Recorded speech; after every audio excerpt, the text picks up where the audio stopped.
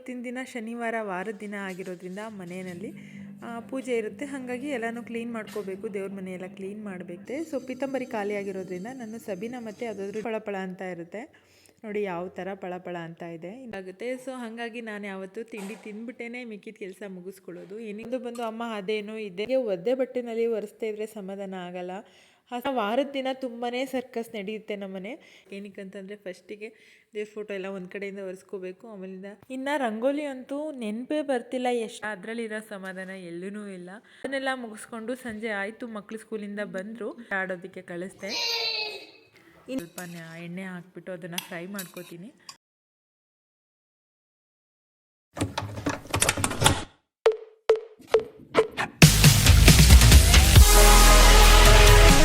Hi hello ನಮಸ್ತೆ, welcome back to my YouTube channel. So ನಾನು ಇವತ್ತಿನ ದಿನ ಟಿಫನಿಗೆ ಬಿಸಿಬೇಳೆ ಬಾತ್ ಮಾಡಿದ್ದೆ. ನನಗೆ ತುಂಬಾ ಇಷ್ಟ ಬಿಸಿಬೇಳೆ ಬಾತ್ ಅಂತ ಅಂದರೆ. ಮತ್ತು ಮಕ್ಕಳಿಗೂ ಕೂಡ ಅದನ್ನೇ ಮಾಡಿ ಬಾಕ್ಸಿಗೆಲ್ಲ ಹಾಕಿ ಅವರಿಗೆ ರೆಡಿ ಮಾಡಿ ಟಿಫನ್ ತಿನ್ನಿಸಿ ಸ್ಕೂಲಿಗೆ ಕಳಿಸ್ಬಿಟ್ಟು ನೆಕ್ಸ್ಟಿಗೆ ನಾವೆಲ್ಲ ತಿಂಡಿ ತಿಂದ್ಕೊಂಡು ಇನ್ನು ಮಕ್ಕಳನ್ನ ಕಳಿಸಿದ ಮೇಲೆ ಸ್ಕೂಲಿಗೆ ನಮ್ಮದೇನಿದ್ರು ಕೆಲಸ ಮಿಕ್ಕಿದ್ದವನ್ನ ಮುಗಿಸ್ಕೋಬೇಕು. ಸೊ ಇವತ್ತಿನ ದಿನ ಶನಿವಾರ ವಾರದ ದಿನ ಆಗಿರೋದ್ರಿಂದ ಮನೆಯಲ್ಲಿ ಪೂಜೆ ಇರುತ್ತೆ. ಹಾಗಾಗಿ ಎಲ್ಲನೂ ಕ್ಲೀನ್ ಮಾಡ್ಕೋಬೇಕು, ದೇವ್ರ ಮನೆಯೆಲ್ಲ ಕ್ಲೀನ್ ಮಾಡಬೇಕು.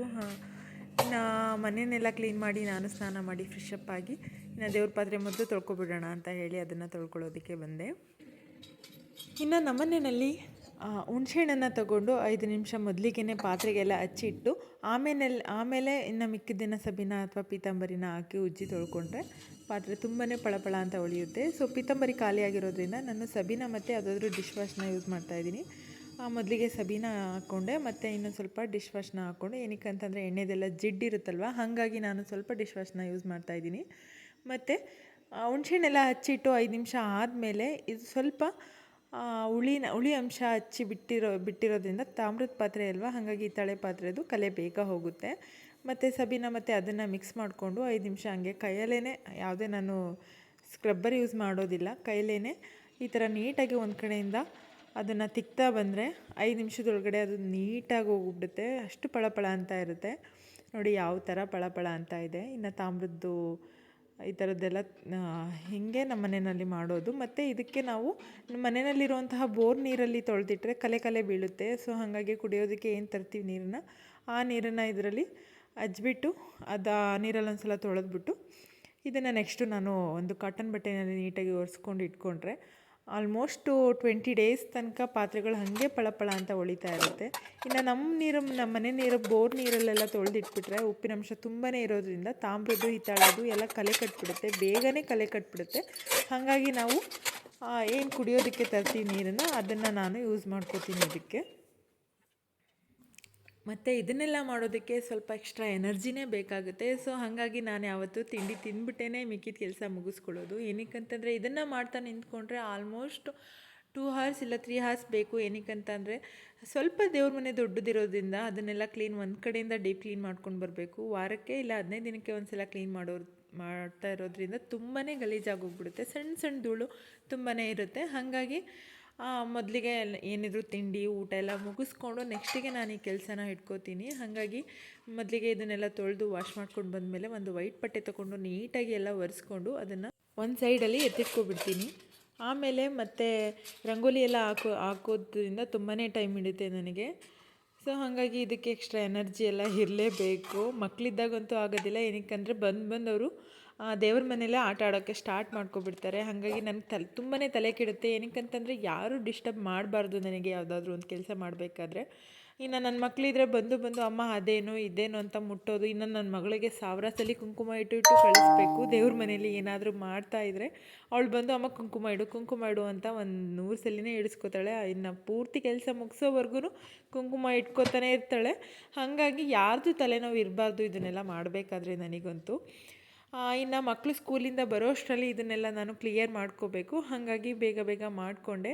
ಇನ್ನು ದೇವ್ರ ಫೋಟೋ ಎಲ್ಲ ನೀಟಾಗಿ ಒರೆಸ್ಕೊಂಡು ಒಂದು ಕಡೆಯಿಂದ ಅದನ್ನೆಲ್ಲ ಒಂದು ಲೈನಾಗಿ ಇಟ್ಕೊಂಡು ಬಂದು, ಮತ್ತು ಮನೆಗೆ ನಾವು ದೊಡ್ಡ ಫೋಟೋ ತೊಗೊಂಡು ಬರಬೇಕು. ಇನ್ನು ಅದು ಆಗಿಲ್ಲ. ಏನಕ್ಕಂತಂದರೆ ನನಗೆ ಗ್ಲಾಸ್ ಇರೋದು ಮತ್ತು ಒಳಗಡೆ ಲೈಟೆಲ್ಲ ಬರೋದು ಇಷ್ಟ ಆಗಲ್ಲ. ನಮ್ಮ ದೇವ್ರ ಮನೆಗೆ ತಕ್ಕನಾಗಿ ಸ್ವಲ್ಪ ದೊಡ್ಡದು ಮತ್ತು ಬ್ಲ್ಯಾಕ್ ಬ್ಯಾಕ್ಗ್ರೌಂಡ್ ಇರೋವಂಥದ್ದು ಒಂದು ಒಳ್ಳೆ ಫೋಟೋನ ಹುಡುಕಿ ಅದನ್ನು ಗ್ಲಾಸ್ ಹಾಕಿಸ್ಕೊಳ್ಳೋಣ ಅಂತ ಅಂದ್ಕೊಂಡಿದ್ದೀವಿ. ಇನ್ನು ಈ ಹೊಸ್ಲನ್ನೆಲ್ಲ ನನಗೆ ಒದ್ದೆ ಬಟ್ಟೆನಲ್ಲಿ ಒರೆಸ್ತಾ ಇದ್ದರೆ ಸಮಾಧಾನ ಆಗಲ್ಲ. ಹಸ್ಬೆಂಡ್ ನೋಡಿದಾಗೆಲ್ಲ ಬೈತಾರೆ, ಏನಕ್ಕೆಂದರೆ ಪಾಲಿಶ್ ಎಲ್ಲ ಹೋಗ್ಬಿಡುತ್ತೆ, ಒದ್ದೆ ಬಟ್ಟೆಲಿ ಒರೆಸ್ಬೇಡ, ಒಣ ಬಟ್ಟೆಲಿ ಒರೆಸ್ಕೊ ಅಂತ. ಸೊ ನಮಗೆ ಒದ್ದೆ ಬಟ್ಟೆಲಿ ಒರೆಸ್ದೆ ಪೂಜೆ ಮಾಡೋದಕ್ಕೆ ಸಮಾಧಾನ ಆಗೋದಿಲ್ಲ. ಹಾಗಾಗಿ ಒದ್ದೆ ಬಟ್ಟೆನಲ್ಲೇ ನಾನು ಒರೆಸ್ಕೊಂಡು ಅದನ್ನು ರಂಗೋಲಿ ಎಲ್ಲ ಫಸ್ಟಿಗೆ ಒರೆಸಿ ಮತ್ತೆ ಹೊಸದಾಗಿ ರಂಗೋಲಿ ಹಾಕ್ತೀನಿ. ರಂಗೋಲಿ ಹಾಕಿದ್ರೆ ಆಲ್ಮೋಸ್ಟ್ ಮಕ್ಕಳೆಲ್ಲ ಓಡಾಡಿಕೊಂಡು ಅದನ್ನು ಗಜಿಬಿಜಿ ಮಾಡಿಬಿಡ್ತಾರೆ. ಹಾಗಾಗಿ ನಾನು ಸ್ವಲ್ಪ ವಿಭೂತಿನ ಕಲಿಸ್ಕೊಂಡು ಅದರಲ್ಲೇ ಬಿಡಿಸ್ಕೋತೀನಿ ರಂಗೋಲಿನ. ಇನ್ನು ಮಾಮೂಲಿ ರಂಗೋಲಿನಲ್ಲಿ ನಾನು ಅದು ರಂಗೋಲಿ ಹಾಕೋದಿಲ್ಲ. ಇನ್ನು ವಾರದ ದಿನ ತುಂಬಾ ಸರ್ಕಸ್ ನಡೆಯುತ್ತೆ ನಮ್ಮನೆ. ಏನಕ್ಕಂತಂದರೆ ತುಂಬ ಮೇಲೆ ಹಾಕ್ಬಿಟ್ಟಿದ್ದೀವಿ ರಾಘವೇಂದ್ರ ಸ್ವಾಮಿದೇ ಫೋಟೋನ. ಹಾಗಾಗಿ ಮೇಲೆಲ್ಲ ಹತ್ಬಿಟ್ಟು ಇದನ್ನು ಕ್ಲೀನ್ ಮಾಡ್ಕೋಬೇಕು. ಇನ್ನು ಹೂವು ಹಾಕೋಕ್ಕಂತೂ ಆಗೋದೇ ಇಲ್ಲ ಈ ಫೋಟೋ, ಯಾಕಂದರೆ ಅಷ್ಟು ಹೈಟ್ ಇದೆ ಈ ಫೋಟೋ. ಏಣಿ ಇಟ್ಕೊಂಡು ಹಾಕ್ಬೇಕಷ್ಟೆ. ಇನ್ನು ಮಾವನ ಫೋಟೋ ಕೂಡ ಅಷ್ಟು ಹೈಟಲ್ಲಿದೆ, ಅದಕ್ಕೂ ಕೂಡ ಸೋಫಾದ ಮೇಲೆಲ್ಲ ಹತ್ತಿ ಸರ್ಕಸ್ ಮಾಡಿ ಆ ಫೋಟೋ ಕೂಡ ಕ್ಲೀನ್ ಮಾಡ್ಕೋಬೇಕು. ನಾನು ಮೂರು ಸಲ ಇದನ್ನೆಲ್ಲ ಏನಕ್ಕಂದರೆ ಜಂಪ್ ಮಾಡಿ ಸರ್ಕಸ್ ಮಾಡಿ ಇದನ್ನೆಲ್ಲ ಹತ್ಬೇಕು. ಏನಕ್ಕಂತಂದರೆ ಫಸ್ಟಿಗೆ ದೇವ್ರ ಫೋಟೋ ಎಲ್ಲ ಒಂದು ಕಡೆಯಿಂದ ಒರೆಸ್ಕೋಬೇಕು, ಆಮೇಲಿಂದ ಇದು ಗಂಧ ಮತ್ತು ಕುಂಕುಮನ ಇಟ್ಕೋಬೇಕು, ಮತ್ತೆ ಹೋಗಿ ಹೂವೆಲ್ಲ ಮುಡಿಸ್ಬೇಕು. 3 ಸಲ ಕೆಲಸ ಆಗುತ್ತೆ. ಇದು ಒಂದು ಸಲ ಮುಗಿಯೋ ಕೆಲಸ ಅಲ್ವೇ ಅಲ್ಲ ಇದು. ಸೊ ಮೊದಲಿಗೆ ನಾನು ಎಲ್ಲದಕ್ಕೂ ಗಂಧ ಇಟ್ಕೊಂಡು ಬಂದೆ. ಗಂಧ ಇಡುವಾಗಂತೂ ತುಂಬಾ ಘಮ ಘಮ ಅಂತ ಇರುತ್ತೆ, ಅದ್ರ ಸ್ಮೆಲ್ಲೇ ಒಂಥರ ಚೆನ್ನಾಗಿರುತ್ತೆ. ಒಂಥರ ಹಬ್ಬದ ವೈಬ್ ಅಂತಲೇ ಅನ್ಬೋದು. ಶನಿವಾರದ್ದು ನನಗೆ ಅದನ್ನು ಮಾಡಿ ಇವತ್ತು ಶನಿವಾರ ಅಂತ ಅದು ಎದ್ದು ತೋರಿಸ್ತಾ ಇರುತ್ತೆ, ಆ ಥರ ನನಗೆ ಅನ್ನಿಸ್ತಾ ಇರುತ್ತೆ.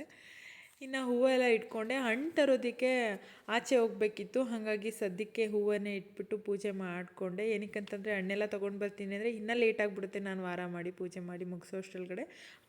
ಇನ್ನು ರಂಗೋಲಿ ಅಂತೂ ನೆನಪೇ ಬರ್ತಿಲ್ಲ, ಎಷ್ಟೊಂದು ರಂಗೋಲಿ ಕಲಿತಿದ್ದೆ ನಾನು, ತುಂಬಾ ರಂಗೋಲಿ ಬರ್ತಿತ್ತು. ಇವಾಗಂತೂ ಯಾವುದೂ ನೆನಪಾಗಲ್ಲ. ಇನ್ನು ಆಚೆ ಕಡೆ ಅಂತೂ ದಿನಾ ಒಂದೇ ರಂಗೋಲಿ ಬಿಡ್ತೀನಿ, ಏನಾಗಿದೆಯೋ ಗೊತ್ತಿಲ್ಲ ನನಗೆ. ಸುಮ್ಮನೆ ನನ್ನ ಕೈ ಅದೇ ರಂಗೋಲಿಗೆ ಹೋಗ್ತಾ ಇರುತ್ತೆ. 4 ಗೆರೆ ಎಳೆಯೋದು, ಅದನ್ನು ಸ್ಟಾರ್ ರೀತಿ ಮಾಡಿಬಿಟ್ಟು ಬರೋದು, ಅದೊಂದೇ ರಂಗೋಲಿ ಹಾಕ್ತಾಯಿದ್ದೀನಿ. ದಿನ ಕಲಿಬೇಕು ಸ್ವಲ್ಪ ರಂಗೋಲಿನ. ಹಂಗೆ ಅನ್ಕೋತೀನಿ. ಫ್ರೀ ಟೈಮಲ್ಲಿ ಫೋನ್ ಇಟ್ಕೊಂಡು ಕೂತ್ಕೊಂಡ್ರೆ ಇನ್ನು ಬೇರೆ ಕಡೆ ಗಮನನೇ ಹೋಗಲ್ಲ ನನಗೆ. ಫಸ್ಟಿಗೆ ರಂಗೋಲಿ ಕಲಿಬೇಕು, ಪುಟಾಣಿ ರಂಗೋಲಿನ ಸ್ವಲ್ಪ ಕಲ್ತ್ಕೋಬೇಕು. ಎಲ್ಲ ಮರ್ತೋಗ್ಬಿಟ್ಟಿದೆ ನನಗಂತೂ, ತುಂಬಾ ಮರು ಸ್ಟಾರ್ಟ್ ಆಗಿಬಿಟ್ಟಿದೆ. ಫುಲ್ಲು ಎಲ್ಲನೂ ಮರಿತೀನಿ. ಹಾಗಾಗಿ ಏನು ಮಾಡೋದೋ ಗೊತ್ತಿಲ್ಲ ಈ ಮರವಿಗಂತೂ. ಏನು ಮಾಡೋಕ್ಕಾಗಲ್ಲ. ಇನ್ನು ಪ್ರತಿದಿನ ದೀಪ ಹಚ್ಚೋದಕ್ಕಿಂತ ಎಲ್ಲನೂ ಕ್ಲೀನ್ ಮಾಡಿಕೊಂಡು ದೇವ್ರ ಪಾತ್ರೆಯಿಂದ ಹಿಡ್ದು ಇನ್ನು ದೇವ್ರ ಮನೆ ಕೋಣೆನೆಲ್ಲ ನೀಟಾಗಿ ಒರೆಸ್ಕೊಂಡು ಗುಡಿಸ್ಕೊಂಡು ಆ ದೇವ್ರ ಫೋಟೋ ಎಲ್ಲ ಒರೆಸ್ಕೊಂಡು ಪೂಜೆ ಮಾಡೋದ್ರಲ್ಲಿದೆಯಲ್ಲ, ಅದರಲ್ಲಿರೋ ಸಮಾಧಾನ ಎಲ್ಲೂ ಇಲ್ಲ. ನನಗಂತೂ ಈ ಥರ ಮಾಡಿದಾಗ ತುಂಬಾ ಸಮಾಧಾನ ಅನಿಸುತ್ತೆ, ಏನೋ ಒಂಥರ ನೆಮ್ಮದಿ ಅನಿಸುತ್ತೆ. ಮೇನಿಗೆ ಹೆಣ್ಮಕ್ಳಿಗೆ ಅಡುಗೆ ಮನೆ ಮತ್ತು ದೇವ್ರ ಮನೆ ಇದೆರಡೂ ಕ್ಲೀನಾಗಿದ್ದರೆ ಆಲ್ಮೋಸ್ಟ್ ಎಲ್ಲ ಕ್ಲೀನ್ ಇದೆ ಅಂತ ಅರ್ಥ. ಇಲ್ಲಾಂದರೆ ಇದೆರಡೂ ಆಲ್ಮೋಸ್ಟ್ ಹಾಳಾಗಿದ್ದರೆ ಇನ್ನು ಎಲ್ಲಿ ಕೂತ್ರೂ ಸಮಾಧಾನ ಆಗೋಲ್ಲ, ನಿಂತ್ರೂ ಸಮಾಧಾನ ಆಗೋಲ್ಲ. ಯಾಕಂದರೆ ಆ ಕಡೆಗೇ ಗಮನ ಹೋಗ್ತಾ ಇರುತ್ತೆ.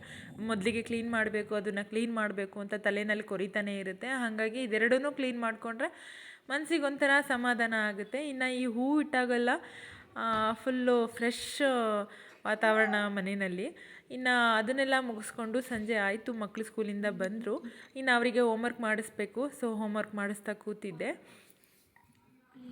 ಇನ್ನು ನಾನು ಹೋಮ್ವರ್ಕ್ ಮಾಡೋದಕ್ಕೆ ಕೂರಿಸ್ಕೊಂಡು ಅವಿನ ಹೊರಗಡೆ ಬಿಟ್ಟಿರಲಿಲ್ಲ. ಸೊ ಅವನನ್ನು ಹುಡುಕೊಂಡು ಅವ್ರ ಫ್ರೆಂಡ್ಸು ಕೂಡ ಬಂದಿದ್ದರು.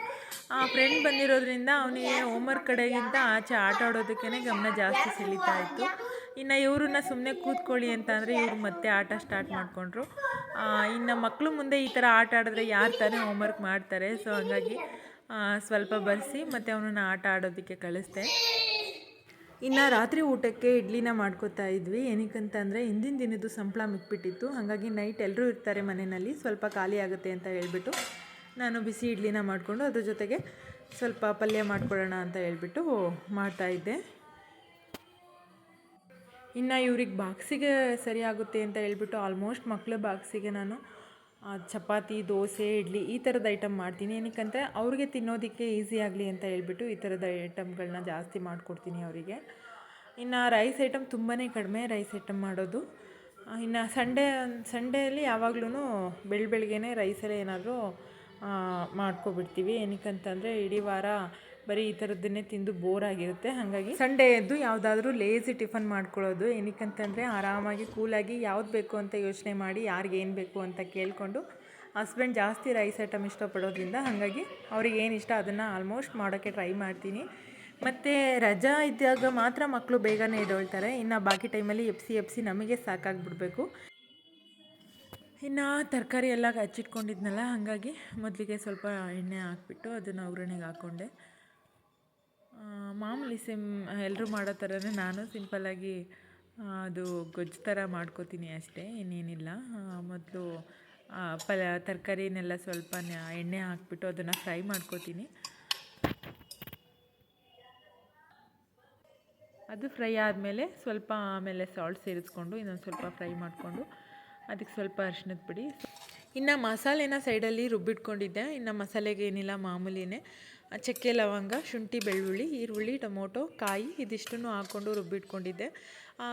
ಅದ್ರ ಜೊತೆಗೇ ಖಾರ ಪುಡಿನೂ ಹಾಕ್ಕೊಂಡು ರುಬ್ಕೋತಿದ್ದೆ. ಸೊ ಏನದು ಜಾಸ್ತಿ ಆಗಿಬಿಡ್ತು ಅದಕ್ಕೆ, ಹಾಗಾಗಿ ಸಪ್ರೇಟಾಗಿ ಹಾಕ್ಕೊಳ್ಳೋಣ ಅಂತ ಹೇಳ್ಬಿಟ್ಟು ಇದಿಷ್ಟನ್ನು ಒಟ್ಟಿಗೆ ಹಾಕ್ಕೊಂಡು ರುಬ್ಕೊಂಡು ಇದನ್ನು ಸ್ವಲ್ಪ ಹಸಿ ವಾಸನೆ ಹೋಗೋವರೆಗೂ ಚೆನ್ನಾಗಿ ಫ್ರೈ ಮಾಡ್ಕೋತೀನಿ.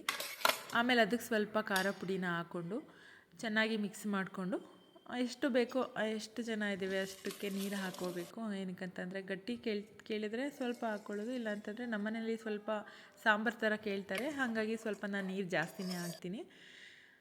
ಮತ್ತು ನೀರೆಲ್ಲ ಹಾಕ್ಕೊಂಡು 2 ವಿಷಲ್ ಆಯಿತು. ಅದನ್ನು ಕೂಗಿಸ್ಬಿಟ್ಟು 2 ವಿಷಲ್ ಆದಮೇಲೆ ತೆಗೆದೆ. ತುಂಬಾ ಚೆನ್ನಾಗಿ ಬಂದಿತ್ತು.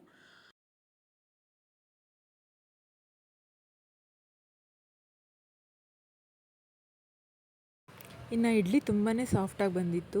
ಮತ್ತು ಈ ವಿಡಿಯೋನ ನಾನು ಇಲ್ಲಿಗೆ ಎಂಡ್ ಮಾಡ್ತಾಯಿದ್ದೀನಿ. ಇವತ್ತಿನ ದಿನ ನನಗೆ ತುಂಬಾ ಚೆನ್ನಾಗಿತ್ತು. ಮುಂದೆ ಬರೋ ದಿನಗಳು ಕೂಡ ನನಗೆ ಹೀಗೆ ಚೆನ್ನಾಗಿರಲಿ ಅಂತ ನಾನು ಭಾವಿಸ್ತಾ ಮತ್ತೆ ಸಿಗುವ ನೆಕ್ಸ್ಟ್ ವಿಡಿಯೋದಲ್ಲಿ ಅಂತ ಹೇಳ್ತಾ ಎಲ್ರಿಗೂ ಟಾಟಾ ಬಾಯ್ ಬಾಯ್, ಟೇಕ್ ಕೇರ್.